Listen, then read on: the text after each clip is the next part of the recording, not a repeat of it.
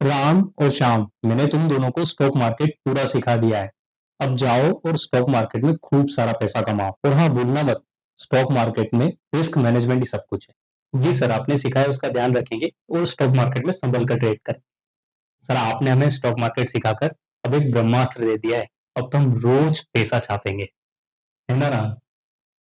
हाँ, तुम दोनों को इनिशियली सिर्फ 1 लाख कैपिटल से ट्रेड करना है और 10 दिन बाद दोनों मुझे जी आकर सर। बताओ कि कितना प्रॉफिट या लॉस हुआ है। जी सर।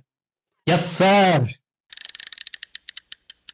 हाँ, तो बताओ दोनों की ट्रेडिंग कैसी चल रही है? सर, अच्छी चल रही है, आपकी स्ट्रेटेजी अच्छी काम कर रही है। लास्ट 10 दिनों में मुझे 10 दिन ही प्रॉफिट हुआ है और मैं रिस्क मैनेजमेंट को भी प्रॉपरली फॉलो कर रहा हूँ। सर, आपने क्या रामबाण स्ट्रेटेजी बताई है?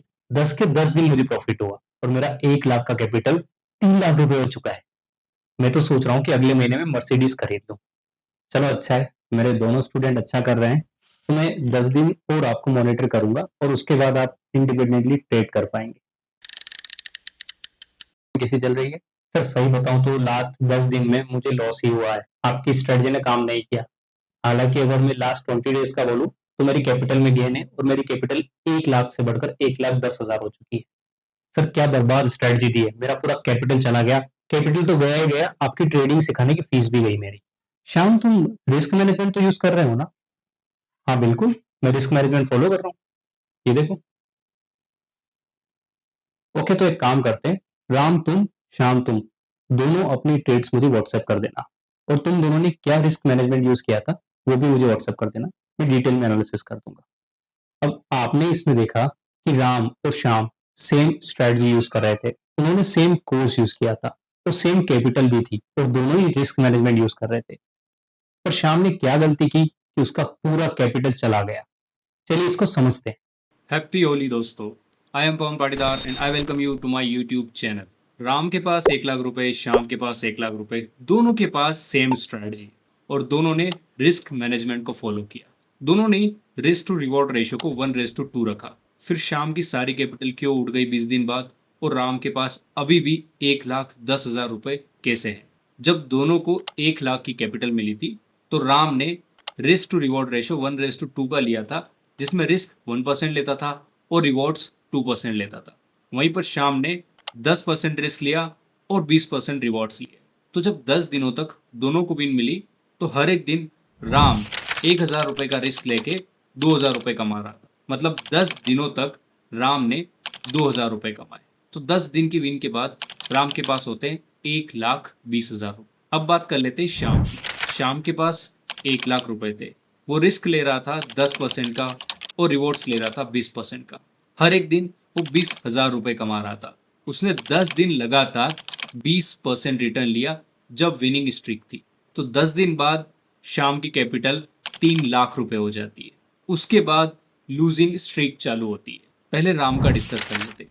राम 1,20,000 पर हर एक दिन 8% लूज कर रहा था, जो होता है 1,200 रुपए। मोटा मोटा तौर पे पकड़ो तो 1,000 रुपए लूज कर रहा था। तो 10 दिन में उसने 10,000 रुपए लूज किए।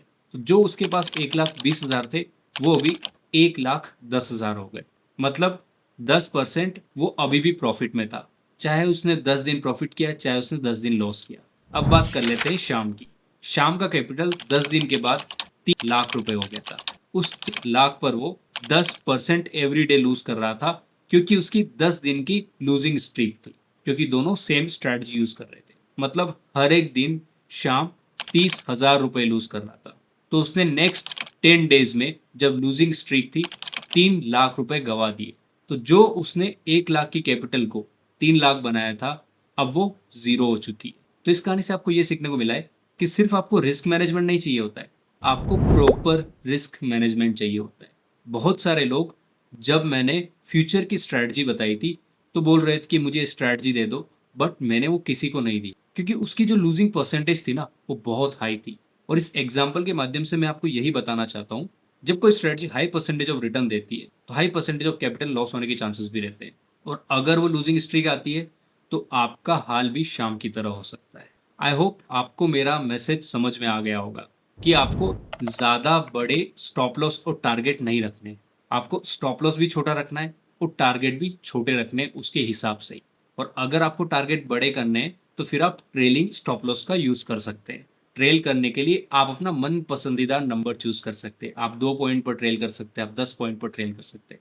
उससे आप ज़्यादा दिनों तक मार्केट में टिक पाएंगे और आपकी कैपिटल इरोड नहीं होगी, जैसा श्याम के साथ हुआ है। तो चाहे दोनों ने सेम टीचर से सीखा था, बट दोनों का रिजल्ट डिफरेंट था, क्योंकि दोनों ने अपना दिमाग अलग अलग तरीके से लगाया।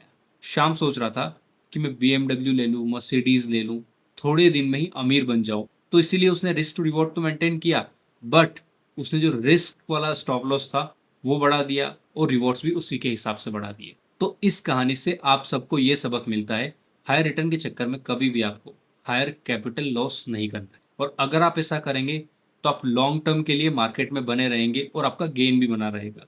और स्टॉक मार्केट जो डिसिप्लिन रहता है, जो पेशेंस के साथ काम करता है, उनको अच्छे से रिवॉर्ड करता है। Thank you guys for watching this video. If you found this video helpful, then hit the like button and consider subscribing to my channel.